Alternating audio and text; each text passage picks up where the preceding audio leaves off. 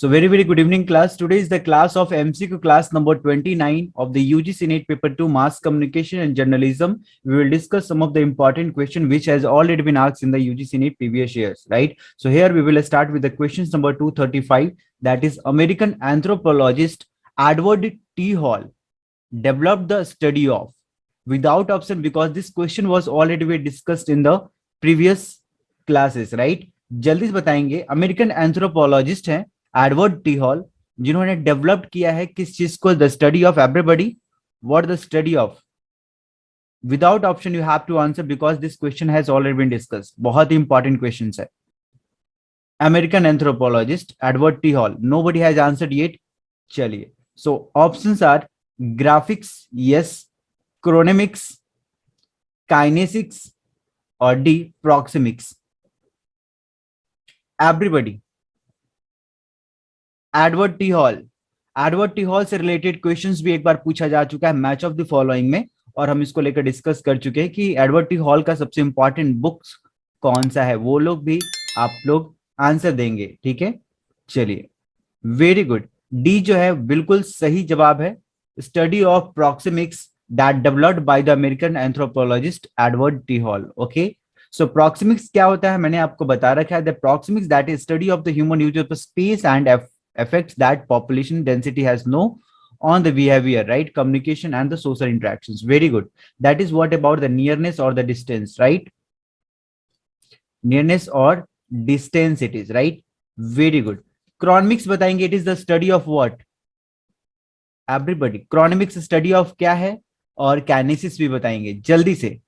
Yes, chronomics जो है study of time है, study of time, और काइनेसिक्स जो है study of everybody, that is just अपने चैट बॉक्स में तैयार रखिए आंसर देने के लिए और जल्दी से जवाब दीजिए. Kinesics that is yes, non verbal movement that is yes, very good. Body language और the body movement, very good. So this is what about the chronemics, kinesics and proxemics. ये सारे जो है क्या है, ये नॉन वर्बल कम्युनिकेशन के types है, राइट? ये नॉन वर्बल कम्युनिकेशन के टाइप्स हैं, इसको आप लोग ध्यान रखना जरूरी है क्योंकि नॉन वर्बल कम्युनिकेशन के अंदर से ही एक क्वेश्चन आपसे पूछा गया है कि प्रॉक्सिमिक्स को डेवलप किसने किया था, who was the anthropologist that developed the study of proxemics, that is Edward T hall. Okay, so question जो है वाइस वर्सा भी हो सकता है, उल्टा भी क्वेश्चन पूछा जा सकता है कि प्रॉक्सिमिक्स की स्टडी जो है किसने की थी, राइट? सो प्लीज ये भी याद रखेंगे, right? Edward T Hall. So questions can be changed. So ये kinds of non verbal communications के ऊपर भी that video has been made. Please अगर आप लोगों ने kinds of non verbal communications का आपने नहीं देखा है तो प्लीज जाइए और उसको वॉच कीजिए. That is very much important if each and everything has been explain carefully. Okay, चलिए. सो एडवर्ड टी हॉल के बारे में डिस्कस करते हैं. एडवर्ड टी हॉल के बारे में तो आपको एक चीज तो ये पता चल गया कि एडवर्ड टी हॉल जो है अमेरिकन एंथ्रोपोलॉजिस्ट है. दूसरी चीजें जो है उनकी एक बहुत इंपॉर्टेंट बुक है, right? That is everybody beyond, जल्दी से बताएंगे, beyond the culture, right? Very good. तीसरी जो आपको पता चली that is study of proxemics. Okay, इसको लेकर उन्होंने डेवलप किया, वेरी इंपॉर्टेंट. और फोर्थ चीजें जो है सबसे इंपॉर्टेंट है कि उन्होंने यहां पर देखेंगे कि Edward T Hall contribute to the origin of the intercultural communications. इसका मतलब है इंटर कल्चरल कम्युनिकेशन की जो ओरिजिनेशन है उसमें भी उन्होंने कंट्रीब्यूशंस किया है, right? So he contributed to the origins of intercultural communication. Please note it down. He helped describe the relationship between the language learning and conflict. ठीक है, ये भी याद रखेंगे, language learning and conflict that describe the relationship between the language learning और conflict के बीच में इन्होंने इस चीज को डिस्क्राइब किया है, और साथ ही साथ इंटरकल्चर कम्युनिकेशन के ओरिजिन में भी उन्होंने उनका बहुत बड़ा योगदान है. सो ये 4-5 चीजें जो है बहुत इंपॉर्टेंट है एडवर्ड टी हॉल से लेकर, क्योंकि एडवर्ड टी हॉल को लेकर बुक जो है, बुक रिलेटेड क्वेश्चंस पूछा जा चुका है. प्रॉक्सिमिक्स से रिलेटेड आपने देखा ये क्वेश्चंस पूछा गया। और एडवर्ड टी हॉल जो है बहुत ही इंपॉर्टेंट पर्सनालिटीज है, अमेरिकन एंथ्रोपोलॉजिस्ट है, और उन्होंने कल्चर को लेकर काम किया है, लैंग्वेज को लेकर काम किया है, ठीक है, और साथ ही साथ उन्होंने जो है नॉन वर्बल कम्युनिकेशन को लेकर भी काम किया है, ठीक है। So it is all clear about the Edward T hall, जल्दी से बताएंगे, it is each and everything it is clear, very good. चलिए नेक्स्ट 236 इमेज हमने पहले लगा दिया है कि आपको समझ में आ जाएगा। Transmitter encodes message into what, a transmitter encodes the messages into what, जल्दी से बताएंगे। इसमें कम्युनिकेशन और मास कम्युनिकेशन में आपको बिना ऑप्शंस को जवाब देना चाहिए, right, you should not need any options, right, कोई भी आपको ऑप्शन लेने की जरूरत नहीं होनी चाहिए, आपको डायरेक्ट ऑप्शन देना चाहिए, because it's your subject, it's your paper, okay.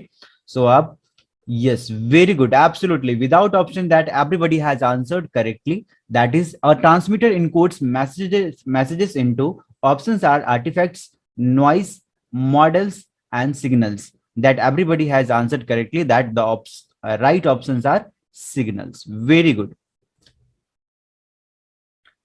ये आपने देख रहे हैं जिस तरीके से ट्रांसमीटर टेलीफोन के अंदर होता है, ठीक है, वो मैसेज को इनकोड करता है और कन्वर्ट करता है, that messages into the signals, okay.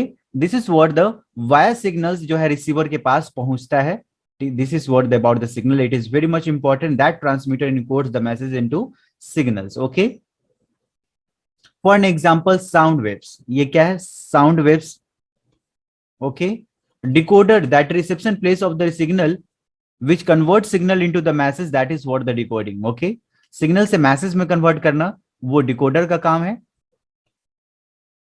चलिए next question 237, the media sufficiency standards were first formulated by, थोड़ा सा डिफिकल्ट है, media sufficiency standards, right, it is about the media, okay, development communication का ये क्वेश्चन है। Media sufficiency standards were first formulated by UNDP, UNICEF, UNESCO and UNHRC। आज ही के class में हमने डिस्कस किया था पेपर 1 में ये सारे का ईयर, राइट, कब कौन सा आया, UNDP कब आया, यूनिसेफ कब आया, यूनेस्को कब आया, UNHRC कब आया, ये सारी चीजें हमने डिस्कस किया था in the morning classes, but we will discuss again in the evening classes, so everybody answer it, very good, that the right answer, UNESCO. The media sufficiency standards were first formulated by the UNESCO. Very good. So यहाँ पे देखेंगे media development indicators, that is MDI, बहुत important keywords है, that is media development indicators, okay. ये आपको दूसरा नाम से दिया गया है, media sufficiency standards, standards it is your indicators, right, media sufficiency means media development, okay, this is the other name, do not get confused, this is the same, media sufficiency standards means media development indicators, right?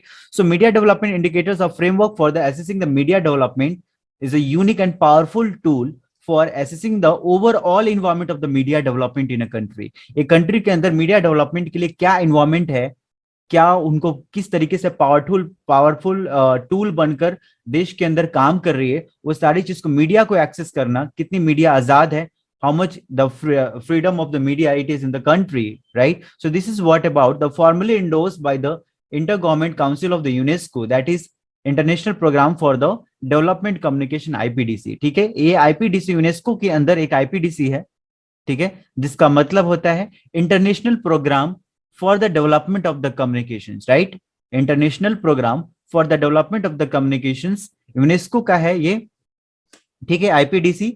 और इसके द्वारा ही 26 sessions के 2008 में ये इस launch किया गया, सबसे पहली बार फॉर्मुलेट किया गया मीडिया सफिशिएंसी स्टैंडर्ड, ओके।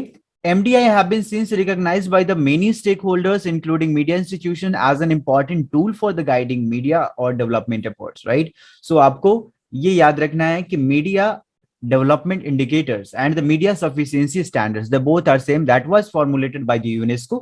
और यूनेस्को के अंदर कौन किया, that is IPDC, right, international programme for the development communication, और 2008 के अंदर ये फॉर्मुलेट किया गया ताकि उसको हम देख सकें that overall environment of the media development in a country, right. So this is what about the through out the country media के, इसको रैंक करना मकसद नहीं है, right?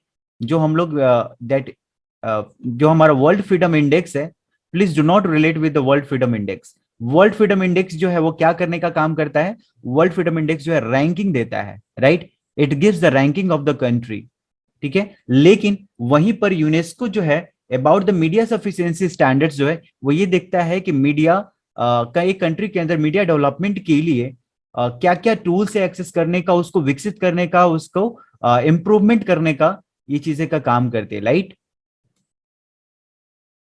So this is what about the media sufficiency and indicators or the standards.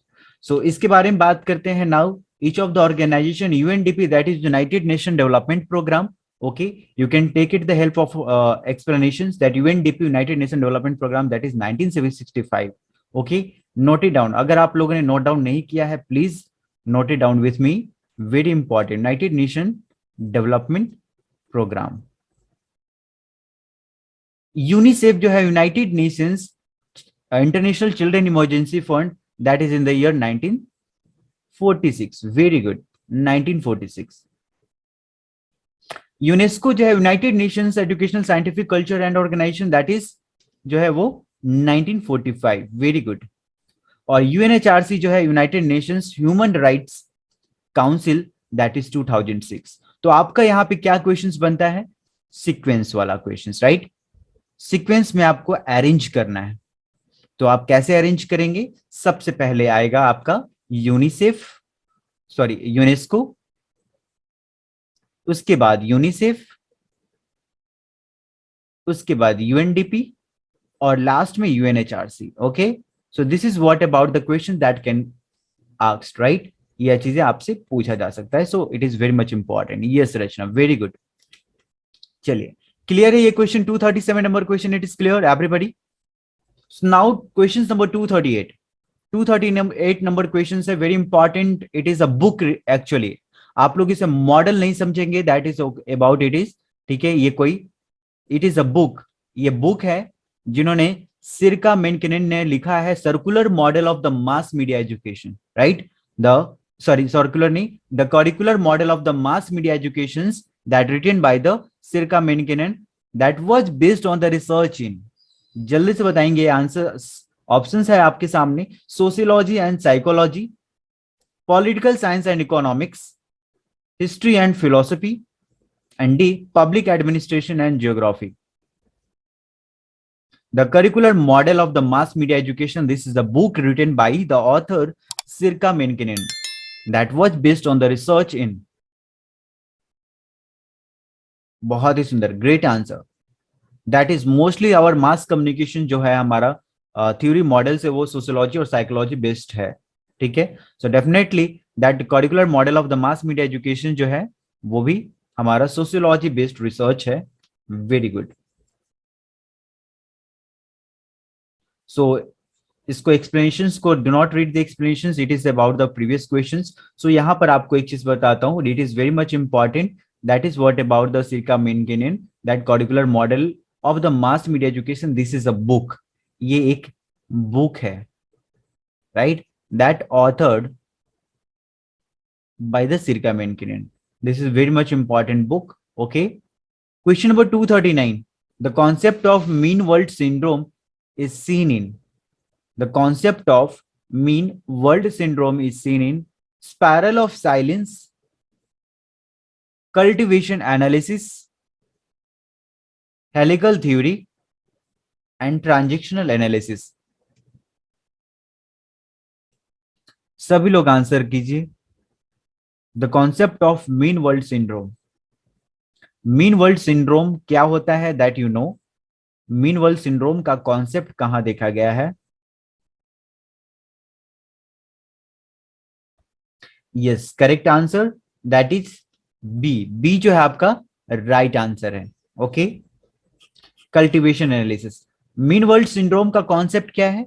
Mean world syndrome is a hypothesized cognitive bias wherein people may perceive the world to be more dangerous at it actually it is, right? So due to the long term moderate to the heavy exposure to the violence related content on the mass media. रोजाना अगर आप CID देखेंगे तो definitely आपके दिमाग में क्या होगा, कॉग्निटिव जो है आपका मेंटल, जिसको मेंटल एबिलिटी बोलते हैं, वो चीजें आपकी वायोलेंस की तरफ मूव करेगा, राइट। वायोलेंस, मर्डर, ये सारी चीजें आपके आपके दिमाग इस तरफ ज्यादा जाएगा। सो आप यही सोचेंगे कि सारी दुनिया जो है इसी तरीके से है, पूरी दुनिया सुरक्षित नहीं है, each everywhere it is crime and the whole world it is actually right now that what the CID is showing you on the television. So this is what about that is mean world syndrome that you think or hypothesize the people perceive about the world to be more dangerous, right? This is what about the mean world syndrome. आप that is syndrome, right? Syndrome का मतलब क्या होता है? That is आप डरने लगते हो, the fear, right? This is what about the world, fear of the uh, the thing which you are watching the televisions continuously. This is what about in the cultivation theory, cultivation analysis के अंदर ये चीजें पाया गया कि ज्यादातर लोग television जो व्यूअर्स हैं, हैवी व्यूअर्स हैं, राइट, हैवी व्यूअर्स जो हैं वो इस तरीके के उनके अंदर सिंड्रोम पाया जाता है। Okay, the mean world syndrome that results in the heavy viewers to try and protect themselves more than others. So for an example, like heavy watchdogs, buying new locks and owning guns. ठीक है, spiral of silence, जल्दी से बताएंगे, spiral of silence in the ear that and author का नाम भी बताएंगे, author given sorry proponent का नाम बताएंगे।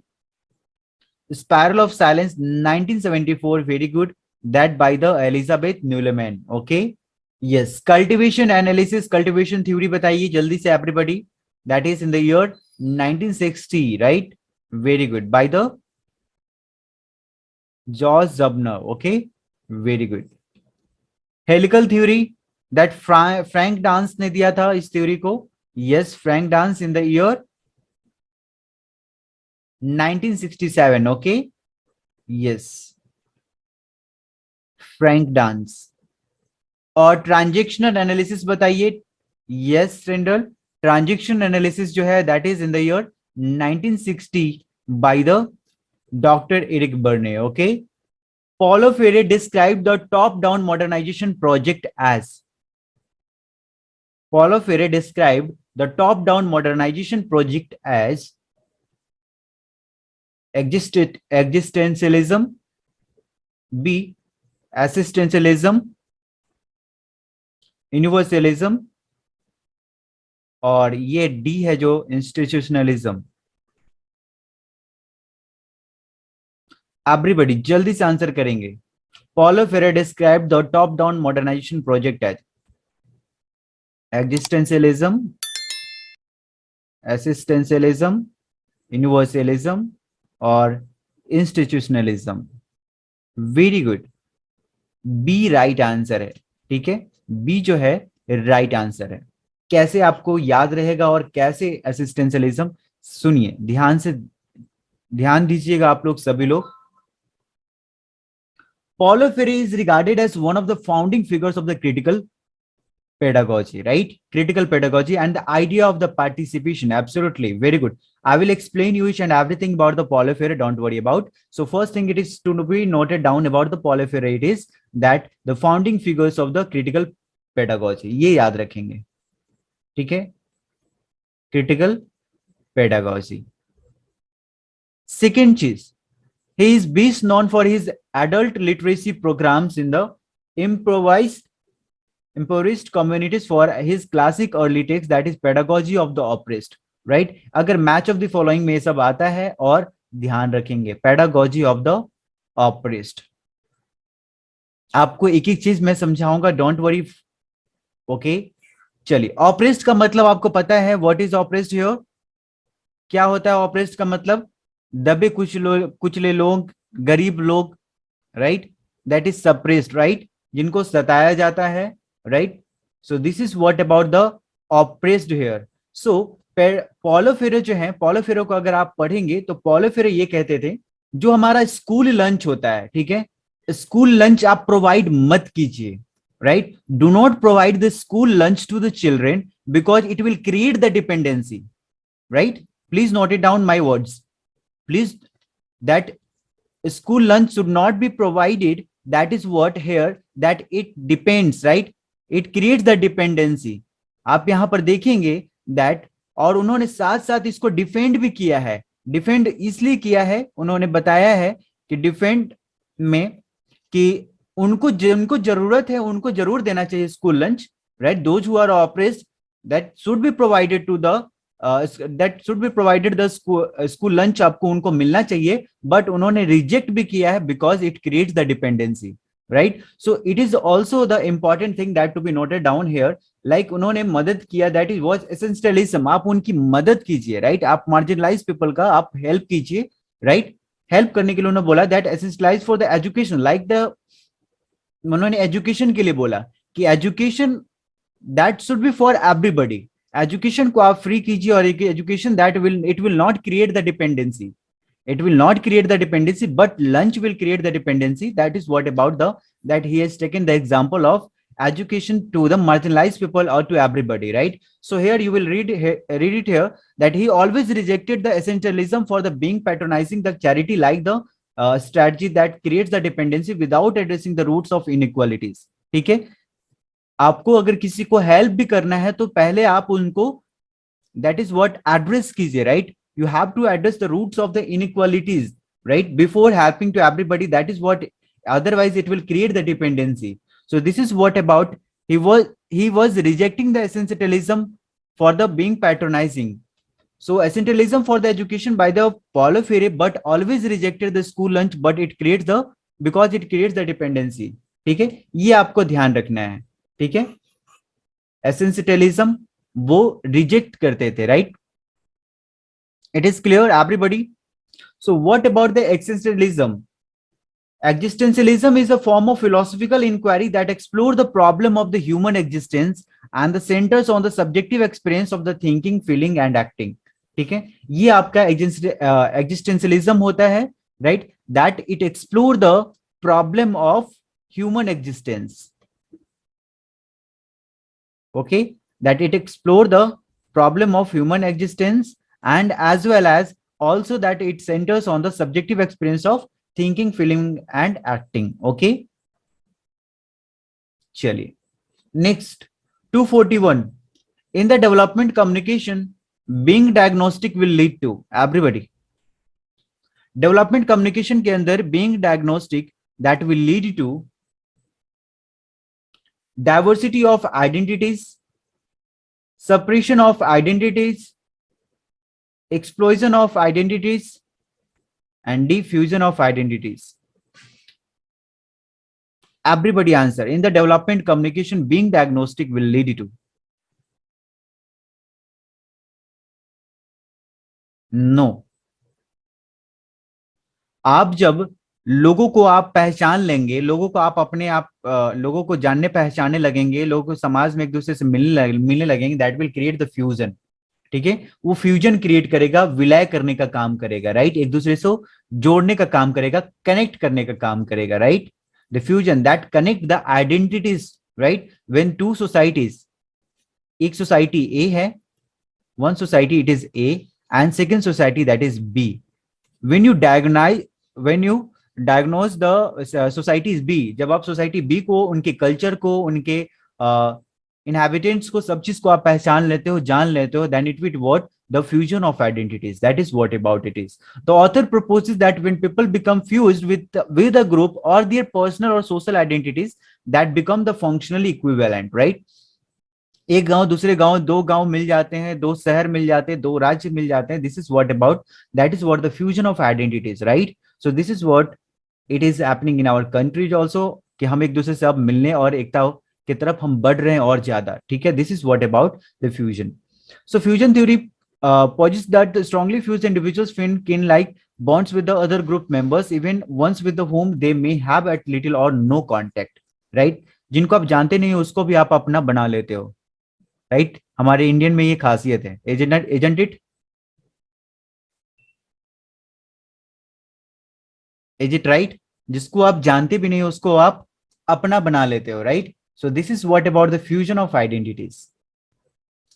Very good. So fusion of personal or the group identities that can lead to the self-sacrificial pro-group behavior. forms acts of the charity to the violent extremism. Thus, development communication being diagnostic will lead to the fusion of entities. जल्दी से बताएंगे, clear है? This question is clear to you? Yes. Concept नहीं समझ में आ रहा हो तो आप पूछ सकते हैं. चलिए, very good. So when a third variable, research का क्वेश्चन है, ध्यान दीजिएगा, बहुत इंपॉर्टेंट. आपको क्वेश्चंस कंफ्यूज कर सकती है क्योंकि इसके ऑप्शन थोड़ा कंफ्यूज वाला है. So when a third variable remaining unseen causes an association of two variables, it is called what? Absentee variable, extraneous variable, spurious variable and third order variable. Everybody, जब तीसरा वेरिएबल, ठीक है, remaining unseen causes an association of two variables. Everybody, very important. I told you that do not get confused between the extraneous or spurious variables, right? Very good. That's the right answer. C जो है आपका right answer है, spurious variables. ठीक है, चलिए ये देखिए यहाँ पर, spurious is a term that used to describe the statistical relationship between the two variables that would at first glance. ठीक है, पहली नजर में हमें ये लगता है कि इन दोनों वेरिएबल्स में रिलेशन है. ठीक है, suppose for an example, this is a variable and this is b variable, right? These two variables that, and पहली नजर में आपको ये लगता है कि दोनों वेरिएबल के अंदर कुछ ना कुछ तो रिलेशन है, right?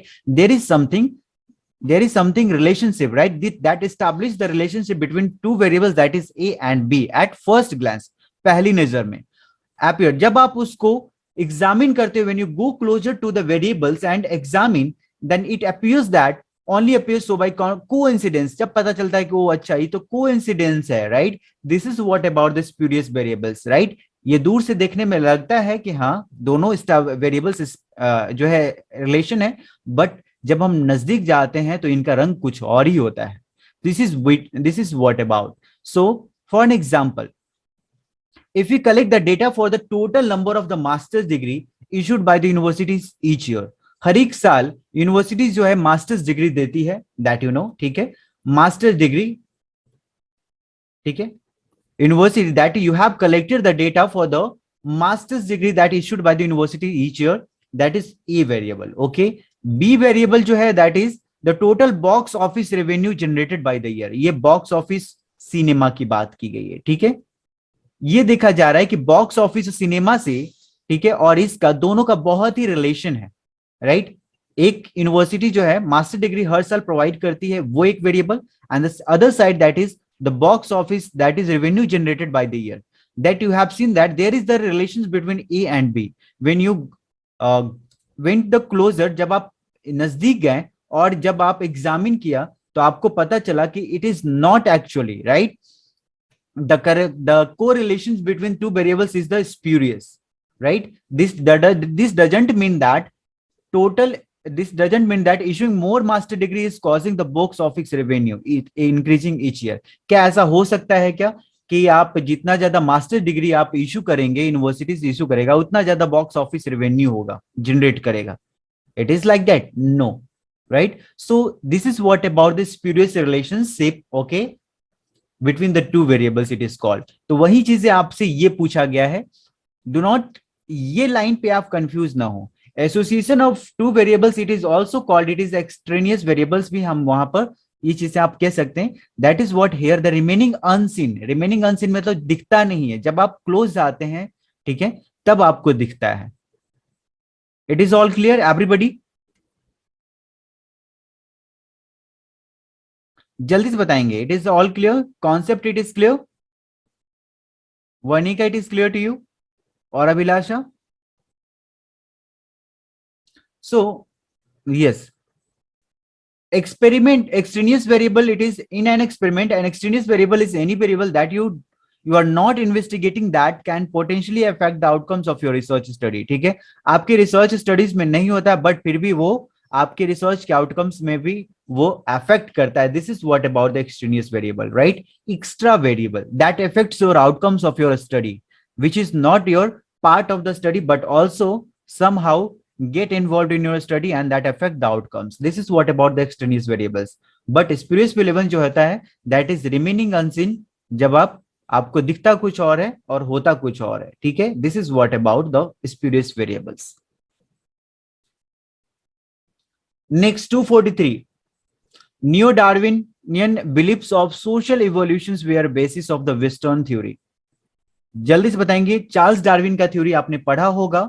It is about the evolutions, genetic evolutions और इवोल्यूशंस के ऊपर चार्ल्स डार्विन की थ्योरी है। तो यहां पर आपको बताना है neo Darwinian belief of social evolution, social evolutions का जो बिलीफ है नियो डार्विन का, वो कौन से वेस्टर्न थ्योरीज के बेस पे आधारित है। Everybody, modernization, B ethnic superiority, C depoliticization, D dominance of religion. Everybody, neo-Darwinian beliefs of social evolutions were the basis of,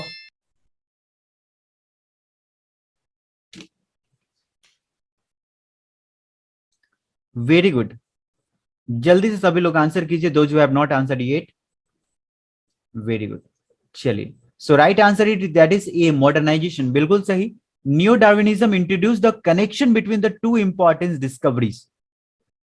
ध्यान दीजिएगा, new Darwinian introduce the connection between two important discoveries, that is one it is units of evolutions, that is called gene, unit of evolution, और दूसरा with mechanism of evolution, mechanism of evolution, जिसको आप क्या कहते हो, natural selection. Okay, yes, survival of fittest बनने का, very good. सो ये दो इवोल्यूशन है, दो तरीके का डिस्कवरीज जो चार्ल्स डार्विन और नियो डार्विनियन ने इंट्रोड्यूस किया, ये बहुत ही इंपॉर्टेंट है। ओके, और इसमें ये चीज देखेंगे कि चार्ल्स डार्विन की जो थ्योरी है that is about the variations, variations को लेकर है। इसके पहले एक इवोल्यूशंस के ऊपर उन्होंने स्टडी किया है, उनका नाम है Lamarck.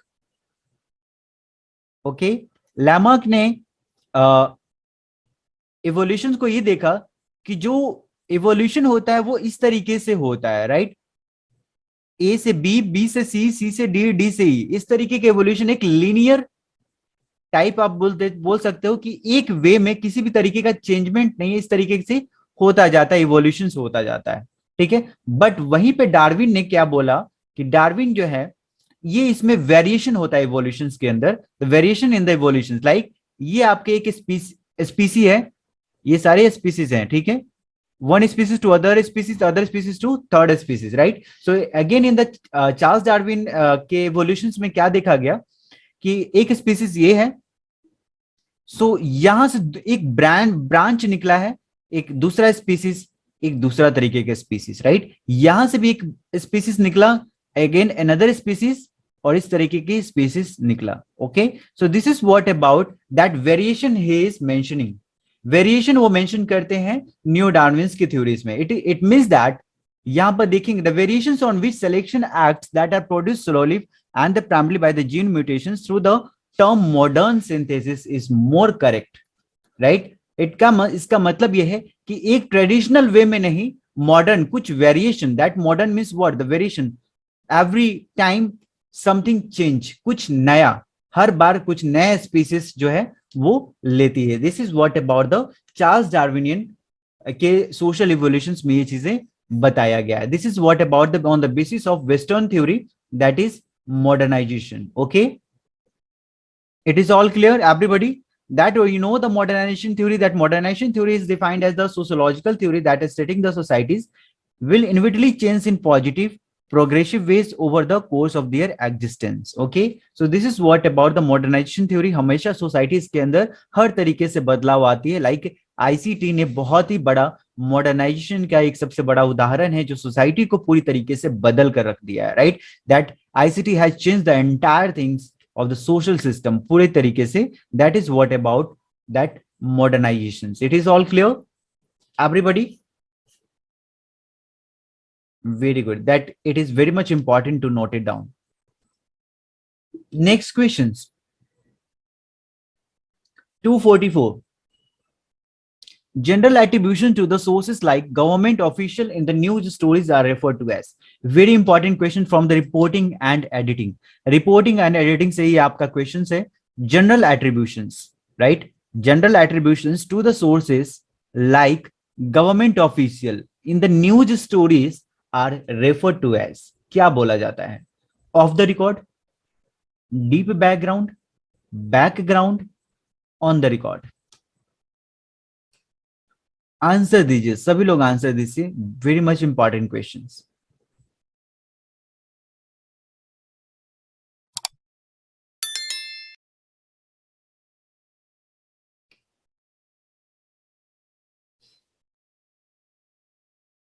Very good, that the right answer.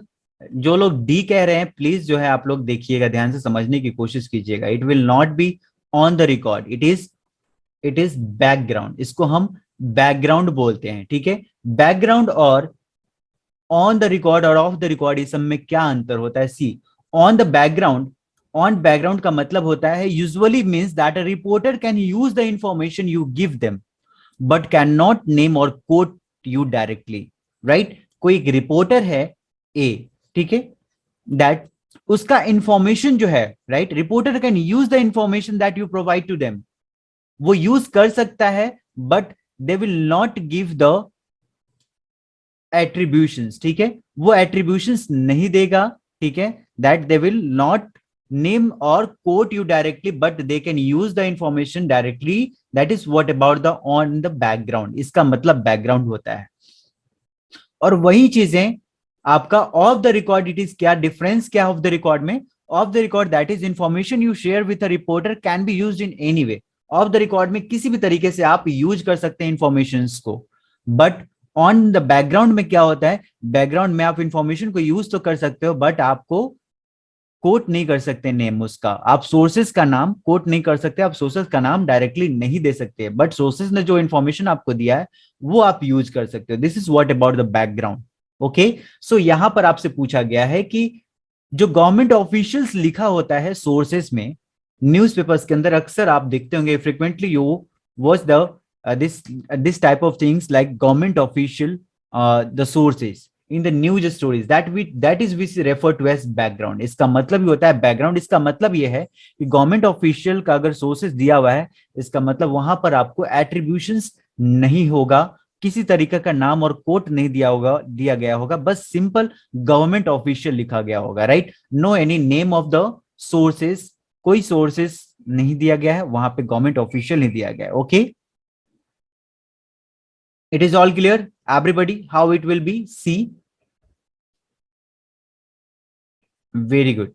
चलिए, so next question 245. according to the Hallin and Mancini, the democratic corporatist model of media and politics is located in. everybody जल्दी से आंसर करेंगे. According to Hallin and Mancini, the democratic corporatist model of media and politics is located in Sri Lanka, Belgium, Syria और Albania. देखिए कहां से आपसे question पूछा जाता है. ये हैलिन और मैंसिनी का आपने नाम भी नहीं सुना होगा. ठीक है, but why it is important? Because यहां पर मीडिया का से रिलेटेड है, मीडिया से संबंधित है, इसलिए इंपॉर्टेंट है. चलिए, very good, that the right answer B, Belgium. C, comparative media systems और 3 models of media and politics. This is a book. ये एक बुक है, democratic corporatist model of media and politics. That is a book written by Hallin and Mancini. ठीक है, ये book है आपका और ये ऑथर है. ठीक है, so according to the author Hallin and Mancini, the book that is democratic corporatist model of media and politics, that is what here that is located in this. ये इससे पूछा जा रहा है, क्या है इंपॉर्टेंट यहाँ पे देखिएगा. so this was book was published, book का पूरा नाम इस तरीके से है, comparing media systems 3 models of media and politics. ठीक है, this is a book that was published in the year 2004 and the author was Daniel C. Hallin and Paolo Mancini. It is a seminal study in the field of international comparative media system research. The study compares media system of the 18 Western democratic, including 9 Northern European countries. ये सारे countries का नाम आप देख लीजिए, कितने हैं? 9 northern, 9 northern European countries, okay, जिसमें है आपका Austria, Belgium, Denmark, Finland, Germany, Netherlands, Norway, Sweden and Switzerland. ये सारे 9 जो है वो नॉर्थर्न यूरोपियन कंट्रीज हैं, और साथ ही साथ 5 southern European countries it is also, that is France, Greece, Italy and Portugal और स्पेन। उसके साथ साथ 4 अटलांटिक कंट्रीज हैं, जो कनाडा है, ग्रेट ब्रिटेन है, आयरलैंड है और यूनाइटेड स्टेट्स है। ठीक है, सो this is what about here, that it is international comparative media system research, right, so that compares the media systems of the 18 western democracies. ठीक है, अलग अलग कंट्रीज की मीडिया सिस्टम्स को ये क्या करता है, एनालाइज करता है, और उन वहां की मीडिया और पॉलिटिक्स के बीच में क्या रिलेशनशिप है, क्या डिफरेंसेस है, क्या सिमिलरिटीज है, उन चीज को देखता है। किसके किसके बीच में? Media and politics. ठीक है, मीडिया एंड पॉलिटिक्स के बीच में क्या डिफरेंसेस है, क्या सिमिलरिटीज है। So this things it is analysed across the 18, right, 18 countries, 18 western democracies countries where the media systems analysis, right, media systems जो है एनालिसिस किया जाता है। This is what about, okay. ये 2004 के बुक में जो सारी चीजें मेंशन है, आप इस बुक को थोड़ा सा डिटेल में अगर पढ़ेंगे, अगर 8-10 पेज अगर पढ़ेंगे, प्रीफेस पढ़ेंगे, तो आपको साफ मालूम चलेगा कि इस बुक में जनरली जो है वो यही चीज को एनालाइज किया गया है। ठीक है, दैट मीडिया और पॉलिटिक्स के बीच में रिलेशनशिप को, इसकी सिमिलरिटीज, इसके डिफरेंसेस, इसके रिलेशनशिप, और ये सारे 18 कंट्रीज जो है, अलग अलग कंट्रीज है, इनके बीच में जो है कंपेरिजन किया गया है। That is what the comparing media system, 3 models of the media and politics, okay, so this is what about, it is all clear everybody? जल्दी से बताएंगे क्लियर है? Very good. Last questions of the day, ये questions, just wait, चलिए ये हमारा last question ही था। इसके बाद रोलैंड बार्थेस के बारे में हम बाद में बात करेंगे, डिस्कस करेंगे, we will later on. So this is what about that we had discussed till now. 2:45 तक हमने क्वेश्चंस डिस्कस किया है। चलिए समराइजेशन पे आते हैं जल्दी से everybody. Summarizations, what you have learn today, mostly the है आपको questions related classes, conceptual related classes है एवरीबॉडी। एडवर्ड टी हॉल थोड़ा सा एक्सप्लेन भी करते चलेंगे, ठीक है। Edward T Hall, Edward T Hall को हमने क्या देखा? The proxemics, okay, study of proxemics, और साथ ही साथ beyond the culture, that book, okay, very important. चलिए दूसरा बताएंगे,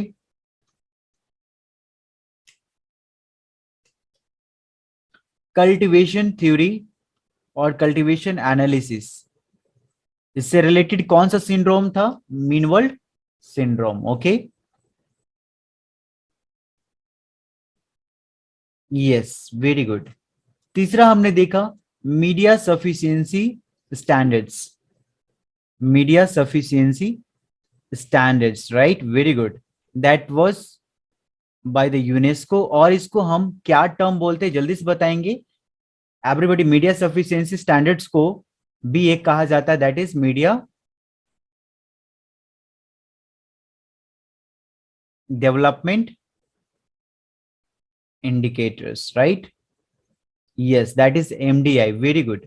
और यूनेस्को के अंदर एक बॉडी है, that is what? IPDC, right, that is international programme for the development communication. इसको भी ध्यान रखेंगे, ठीक है, वेरी इंपॉर्टेंट। चलिए, तो media sufficiency standard, that is UNESCO. और आगे बताइए जल्दी से, what the next? Yes, curricular model of mass media, curricular model of for mass media, yes, that authored by Sirkka Minkkinen, very good, very good, Sirkka Minkkinen. इसमें हमने क्या देखा था everybody? What curricular model of the mass media by the Sirkka Minkkinen, what we have found in this questions? क्या important था? What was the question? That was research based on the sociology and psychology. Okay, sociology and psychology. ये revision कर रहे हैं आप लोग, कभी नहीं भूल पाएंगे, right? This is very much important. Number fifth, everybody, yes, very good, Paulo Freire को लेकर हमने डिस्कस किया। Paulo Freire, very much important, that what we had discussed about the Paulo Freire. Everybody जल्दी से बताएंगे। Yes, that is top down modernization project. Describe the top down modernization project. Modernization project, और जिसको लेकर उन्होंने reject किया या accept किया? पॉलो फेरे एक्सेप्टेड द एसेंशियलिज्म और रिजेक्टेड द एसेंशियलिज्म? जल्दी से बताएंगे। Yes, he rejected, he rejected the essentialism. Okay, very good.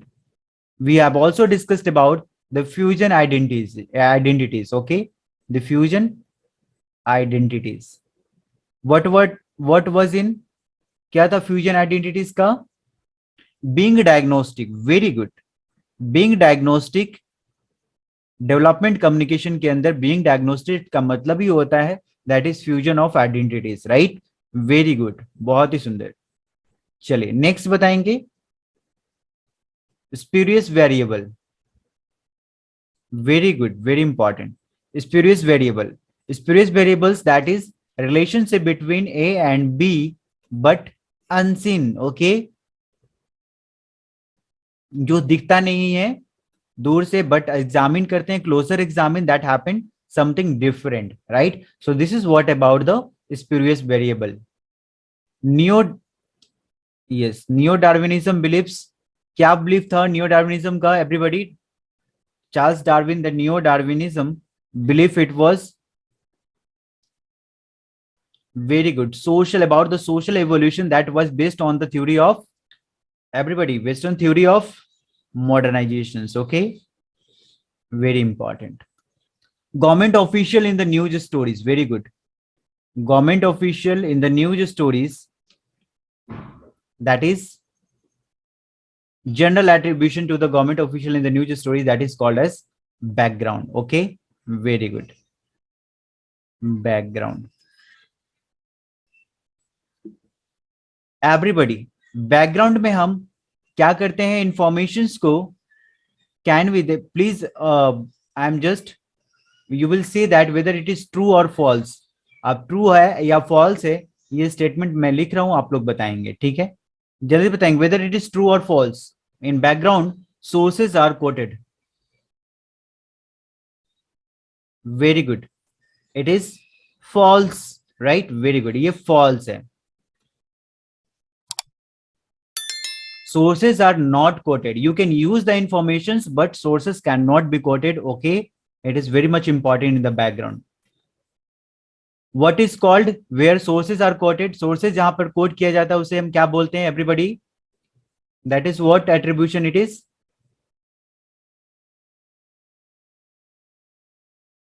Everybody, where sources can be quoted, that is very good, that is of the record. Okay, of the record, in the of the record, that you can use the information and you can quote the informations, right? Democratic corporatist model of the media and politics, is very important. This is what here it is written, right? Very important. And what is the book name? Book name क्या है? Actual book name it is, right? ये आपका actual book name है, comparing media system, 3 models of media and politics, that written by the Hanin and, yes, Hallin and Mancini. Okay, very important. चलिए, तो ये आपका इतना लगभग कॉन्सेप्ट था, very much important concept it we have discussed. और ये सबसे इंपॉर्टेंट मैं आपको बता दूं, इसमें सबसे ज्यादा इंपॉर्टेंट था किस ईयर के क्वेश्चन थे, जल्दी से बताएंगे। अगर आपने प्रीवियस क्वेश्चंस को आप स्टडी कर रहे होंगे, right, if you are seriously studying the PYQ questions, previous year questions, can you tell that all of the questions was of the which year? कौन सी ईयर के क्वेश्चन थे ये सारे? नहीं, बिल्कुल भी नहीं। ये सारे क्वेश्चन जो थे वो आपके प्रीवियस ईयर क्वेश्चन थे, जो आपके दिसंबर 2020 और जून 2021 में पूछे गए। ओके, ये आपके लास्ट ईयर के क्वेश्चन, सारे लास्ट ईयर के क्वेश्चन है। Okay, the recent questions, right, बहुत ही इंपॉर्टेंट क्वेश्चन ये सारे रिसेंट ईयर के क्वेश्चन है, जो हमने दिसंबर 2020 और जून 2021 का जो मंथ साइकिल था वहां से क्वेश्चन सारे लिए गए थे। Okay, very important. So hope, I think कोई क्वेश्चंस, किसी में भी कोई डाउट क्वेश्चन है जल्दी से बताएंगे। In anywhere it is any doubt in any of the questions? I think there is no any doubt, right? जल्दी से, अगर डाउट नहीं है तो प्लीज सभी लोग एक बार बताएंगे कि हाँ डाउट नहीं है।